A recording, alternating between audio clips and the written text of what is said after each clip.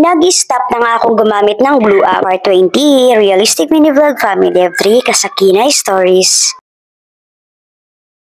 Pagka-uwi nga namin ng bahay ay nakapaghilamos na agad ako. Pagkatapos ay yung anak ko naman ngayon yung naghihilamos. Tapos ako ay nagliligpit-ligbit ng mga kalat-kalat dito sa bahay. Hindi pa nga schedule ng dish cabinet namin para malinisan siya. Pero mukhang nangangailangan na nga talaga ngayon. Bakit? Yun kasi yung ginagawa naming taguan ng pagkain o mga tirang pagkain. Tapos kapag yung partner ko yung nagkatago ng pagkain, tatapon yung iba. Yun tuloy, kapag nagbubukas ka ng dish cabinet namin, medyo may amoy. So, hindi naman talaga ito yung bongkang-bongkang paglilinis ulit. Kemi-kemi lang. Yung hinugasan ko nga pala ngayon ay yung mga pinagpapatungan lang ng mga pinggan, plato at mga kutsara. Tapos bukas ko napupunasan yung mismong dish cabinet. Tapos ay nagpunas-punas lang din ako dito sa may lababo namin. Nag-upload pa lang ako ng labaday ko pero ngayon mukhang mag-upload na naman ako. Di gaanong makalat ngayon yung bahay namin. Kasi pagkaka-uwi ko galing trabaho namin, nagliligpit-ligpit ako agad ng mga kalat. Hindi ko lang binivideo kasi baka magsawa kayo. Yung unan nga at kung isa mga magulang ko nung natulog sila dito. Hindi pa nga nakukuha gawangan ng nandun yung mama ko sa ospital. Nagbabantay din sa lola ko kasi mama niya yon. May kasalitan naman siya kapag umaga yung tita ko. Kung mapapansin nga ninyo, ay binago ko nga yung boses ko. Bakit? Hindi kasi kami nagkakasundo. Bahala kayong magsawa pero samahan niyo muna akong magwalis bago umakyat sa taas. Malapit na nga naming ipatiles yan, isang utang na lang. May nabasa nga ako dati sa Blue App, kaso ngayon hindi na talaga ako gumagamit ng Blue App. Wala daw si money pero lahat galing talaga sa loan. Pero bakit yung loan? Sino ba nagabayad ng mga loan? Diba tayo din naman? So meaning, lahat talaga, galing lahat sa mga pag-isikap natin. Tama din kayo sa narinig ninyo. Hindi na nga ako gumagamit ng Blue App. Para sa peace of mind ko, inire-ready ko na kasi yung utak ko, sarili ko, para sa 2025.